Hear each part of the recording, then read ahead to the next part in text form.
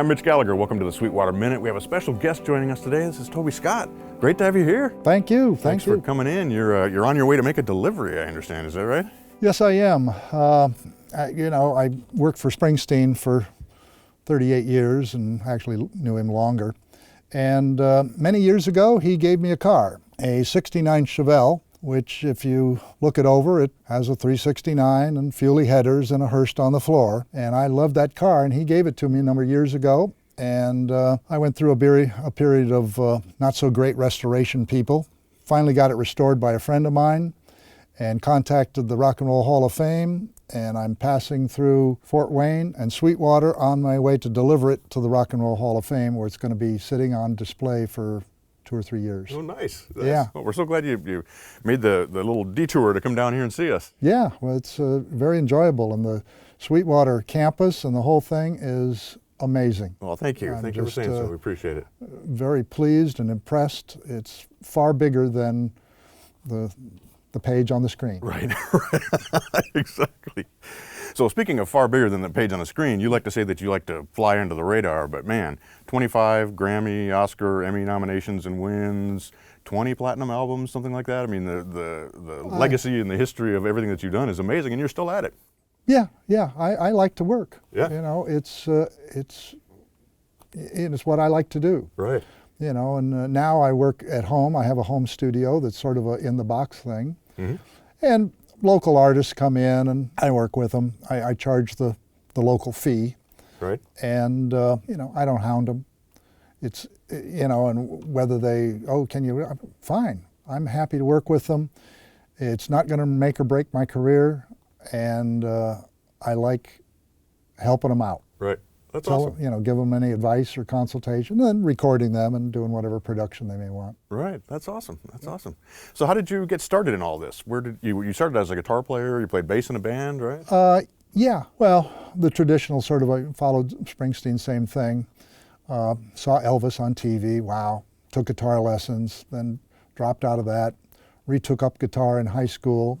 Kid asked me to join his band, but I had to play bass.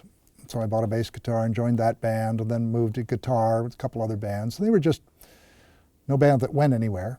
Uh-huh. And then after high school, a friend of mine asked me if I would manage his band. I said, okay. And I got into it to the extent that I had to join the musicians union as an agent manager and get certified. So I've had that end of the business. But I got them a deal with a producer in Los Angeles, a guy named Kim Fowley. Those people that go back a ways, he had a couple of hits. Right. And we got the band down there. Kim liked it. He thought I ought to be in the band, but the band didn't want me other than managing. Got into recording studio. The singer couldn't do it. So on to my next band a couple years later. They were great, got them into a recording studio. They got offered a recording contract. They decided they weren't ready. They left. And then finally, about a year after that, a friend of mine took me into a session at Capitol Studios B. And I saw the 8-track tape machine and the tape op and the overdubbing, and I went, this is cool. And so after a course of going through using a 2-track overdub tape machine, and then a TAC 3340, which I was very impressed to see sitting in Chuck's bus out in front. I went, hey, I started out on that. So did Sweetwater, right? Yeah, and I made demos, moved to London for a couple of months and took them to record companies, and they were all like, it's nice, but not what we're looking for. So I came back to the States, managed a couple bands, and then finally moved to Los Angeles, and had taken a very early on engineering course. Not like courses now, not even like what you do at Sweetwater. Mine was 1 night a week for 3 hours for 6 weeks. Okay. So it was like very minimal. But I got a lot of good information, and I was very good at it. And I took the advanced course, which was taught by Keith Olson. Oh, yeah. Who unfortunately just passed away a little while ago, and he was a great engineer. Anybody look up his name? There are a few names that I always say, look up these names. Yeah, he did amazing things. But I got out there and decided to look for a job, and got a job at a studio called Clover. Mm-hmm. It's a one-room studio, and was an assistant. And within a month, I was engineering on a record. Producers would come in and they'd use me, and it turned out that I was good at what I did, and I liked it. And while at Clover, had a chance to work with some great producers. The basic one I worked with was Steve Cropper, Mm-hmm. guitarist with Booker T and the MGs. He introduced me to probably the greatest producer was Tom Dowd. Mm-hmm. Did a couple records with Tom and got to know him fairly well.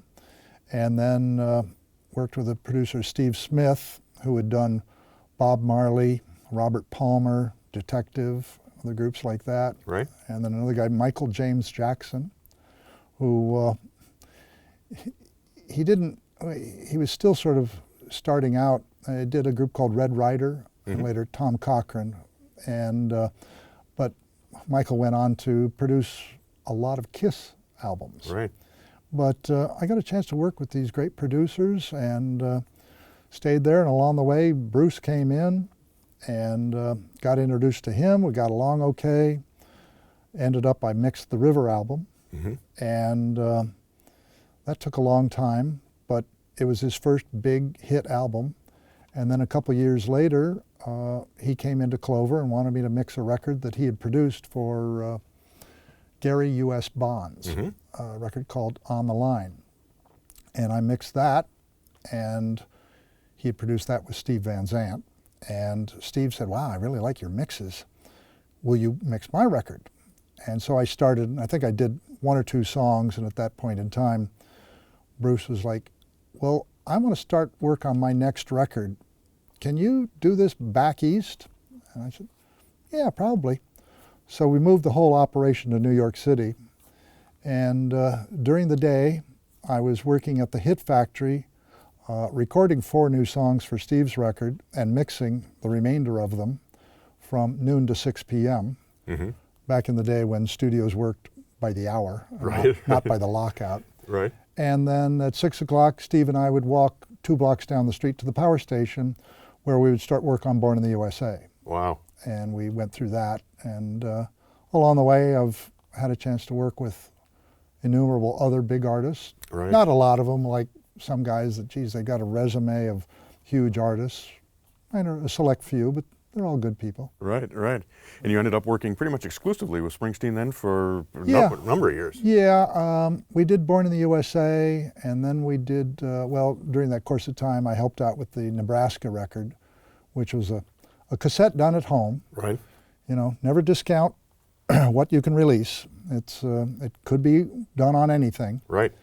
And then we did the live album, and I think right around the time of the live album, his manager said that Bruce really liked my work and liked me being around and available, and would I consent to be on a retainer? Mm-hmm. And I thought about it, never having been a real workaholic.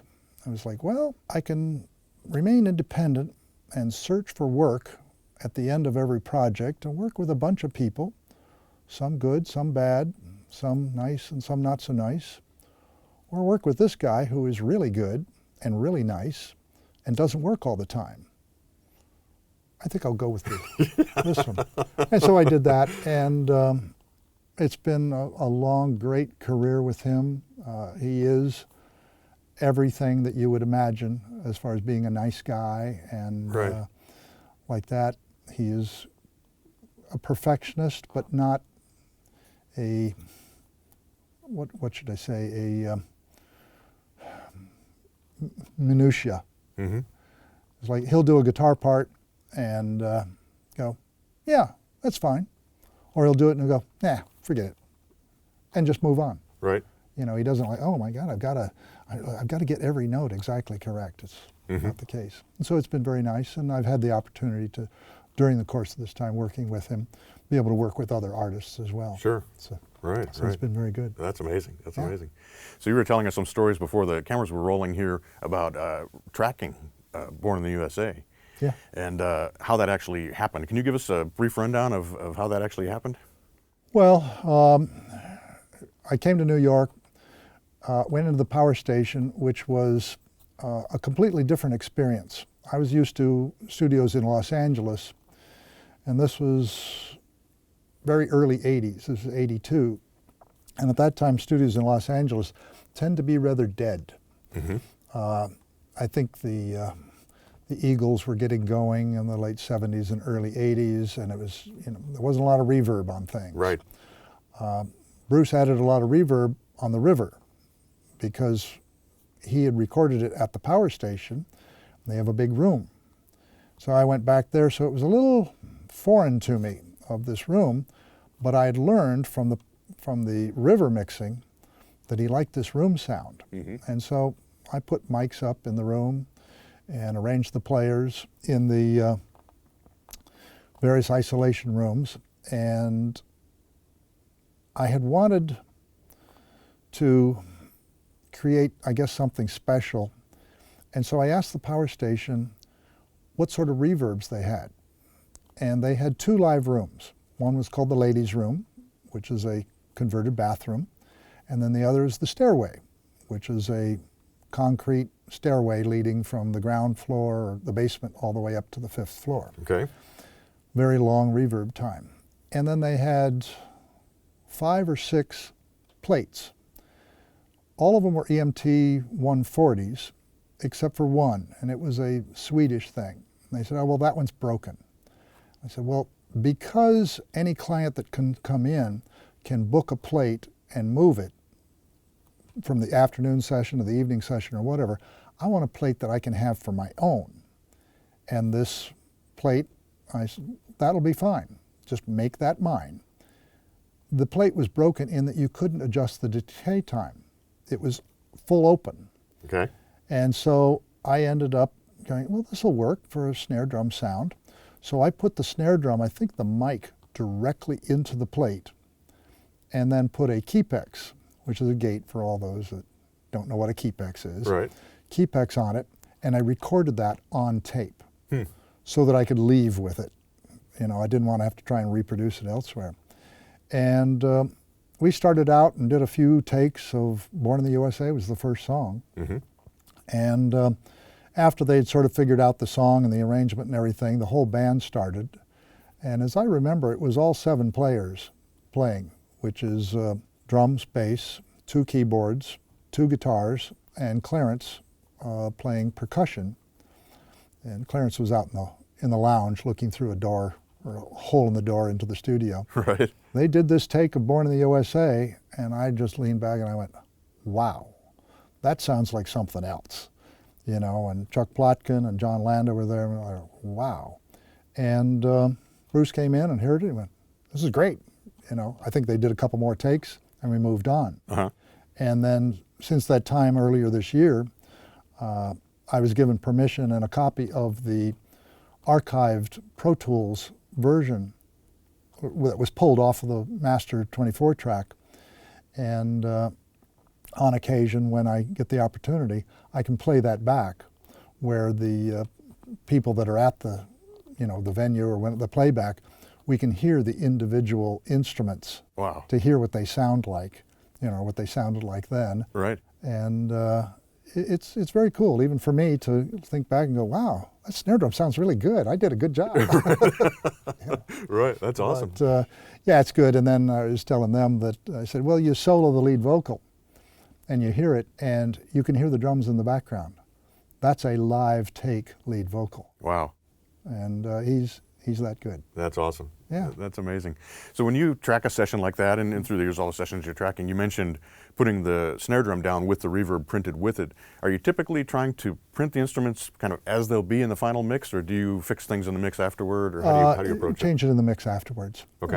The print of the reverb was on a separate track. Okay. I don't print everything. I try and print everything dry, just so that whether it's myself mixing or a mixer doing it, they have the opportunity to change things. Mm-hmm.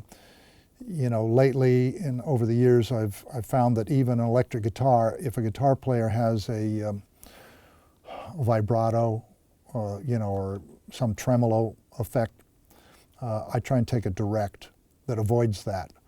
Just because with Pro Tools and modern technology, you can get that vibrato to be exactly in sync with the tempo. But then again, there's times when not in sync is the best sound. Right. And so I'll record it both ways. Right, right. So then when you go to mix a track like that, you've been listening to the rough mix and you've been tracking and everything. Do you pull everything back to zero and build the mix back up, or do you start from your rough mix, or how do you approach that? For myself, I would try and start from scratch. In other words, pull it down, remember what I did, and bring it back up. As it turned out over the course of years, Bruce really liked my rough mixes.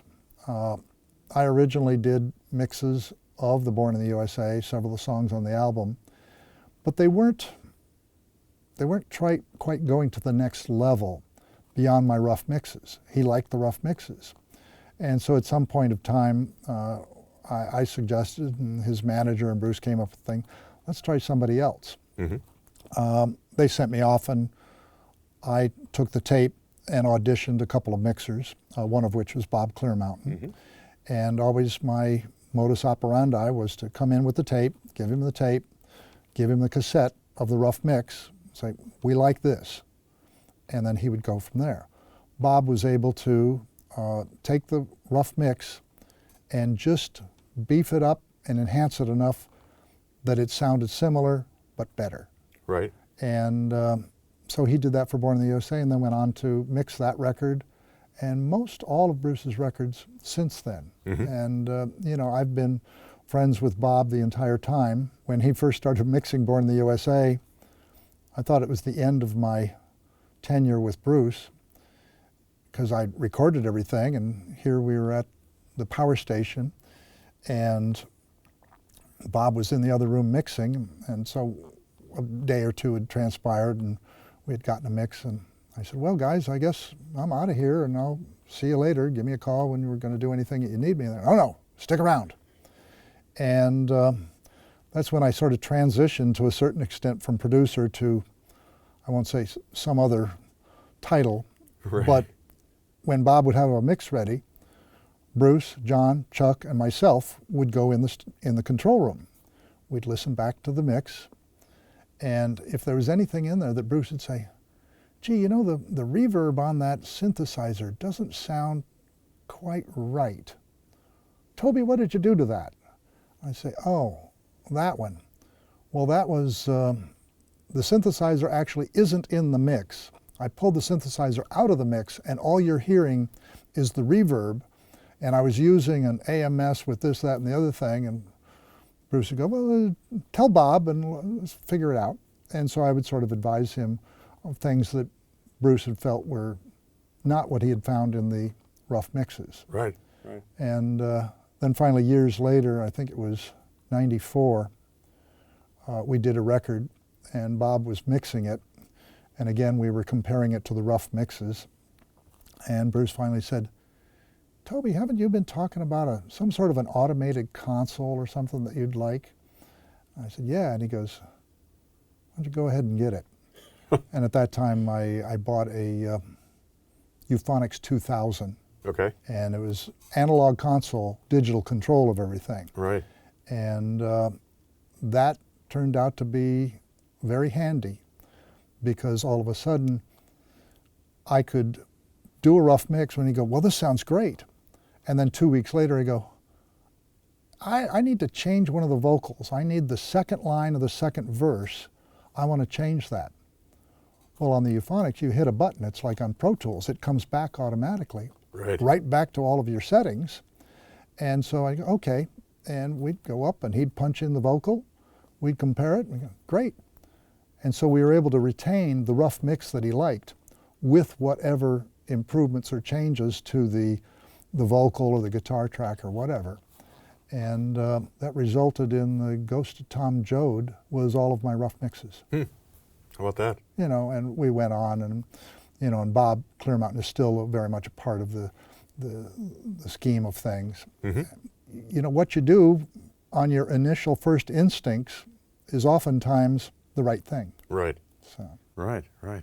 Now, in addition to the studio recordings, you also did a lot of live recordings, and you had a studio that took like 20 road cases to haul around for live recordings, right? Yeah.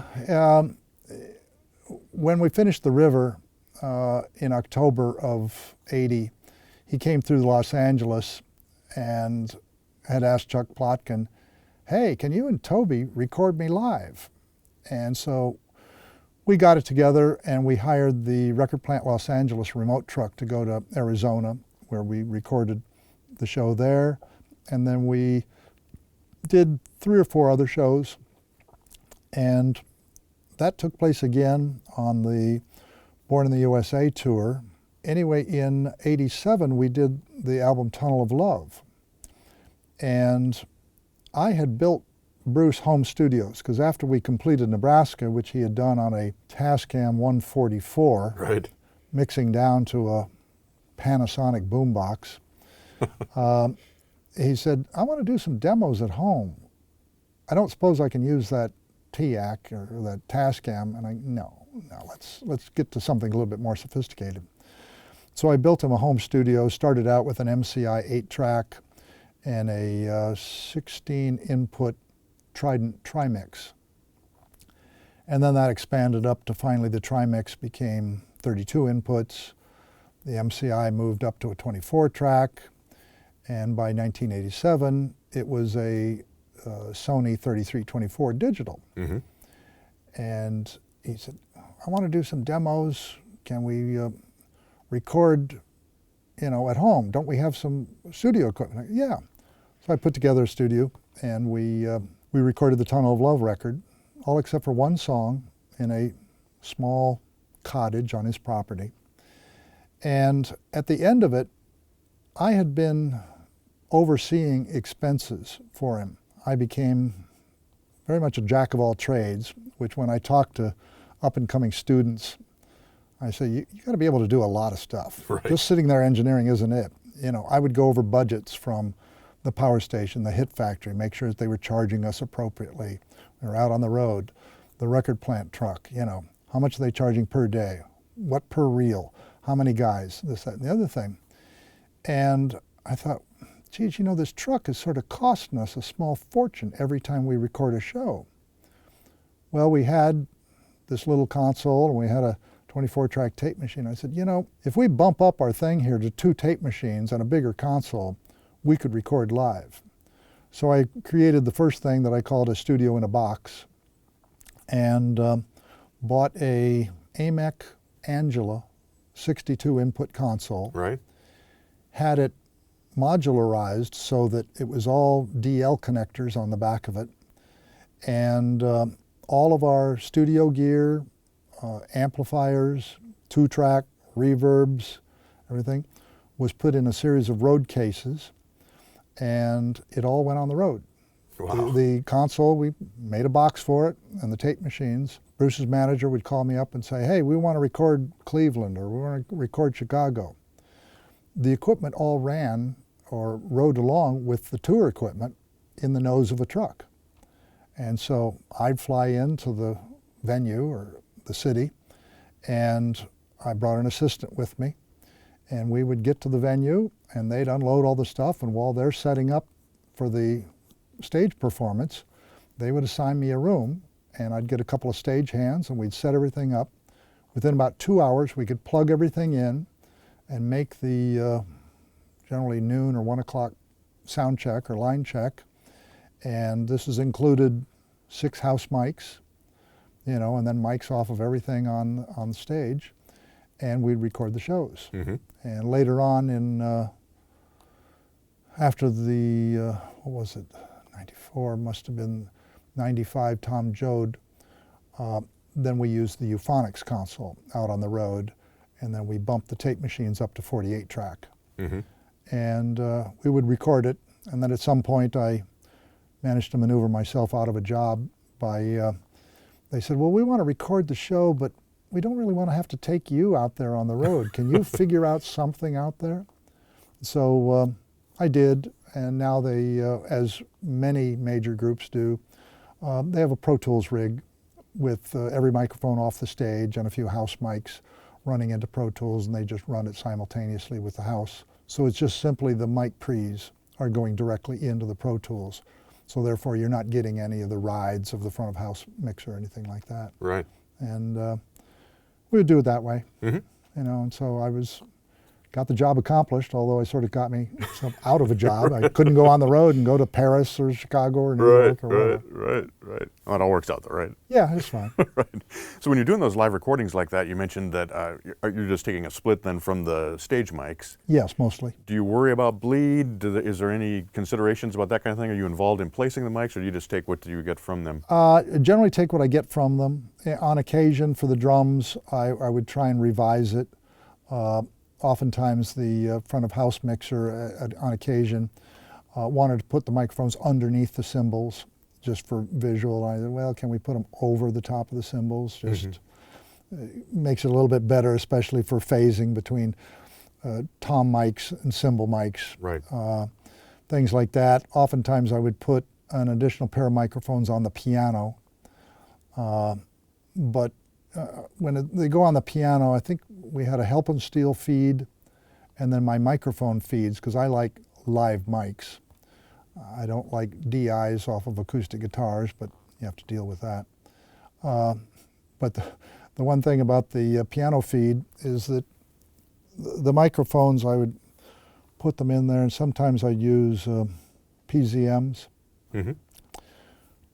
on a piece of foam rubber taped to the lid, because you have to understand that during the course of the show, Bruce jumps on the piano and stomps around up there and then jumps off of it, so you have to be ready for a little bit of low frequency and noise like that.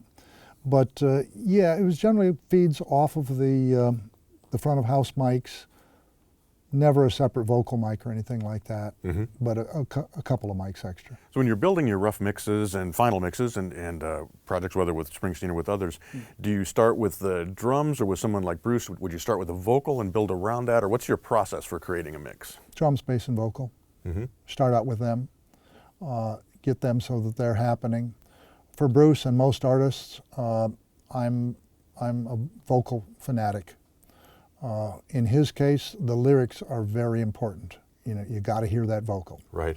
And you know, even when recording, I know his manager used to say, Bruce, you got to enunciate a little bit better to make sure that the vocal was good and clear and up front.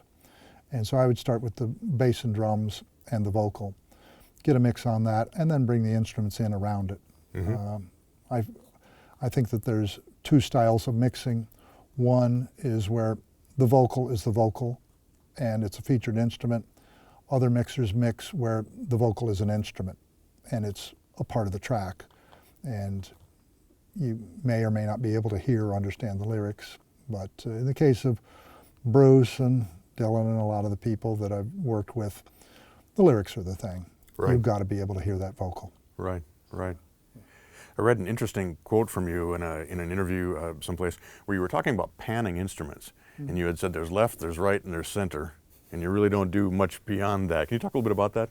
Well, it's part of the old school history of the second console at Clover Studios was an API 2488, I think. It was only 24 inputs, and it had what was at the time called a jukebox, which was a little monitor console off to the side. And it just had 24 inputs. The faders were attenuators. There was no power or anything. You could only reduce the volume. Okay. And the speaker assignment was a button for left, a button for right, or both of them together was in the center. So that was your only choice. Right. And then reverb was one knob. And so you didn't have a whole lot of a choice. I think there was a second knob for the reverb on that jukebox. But I just got used to that.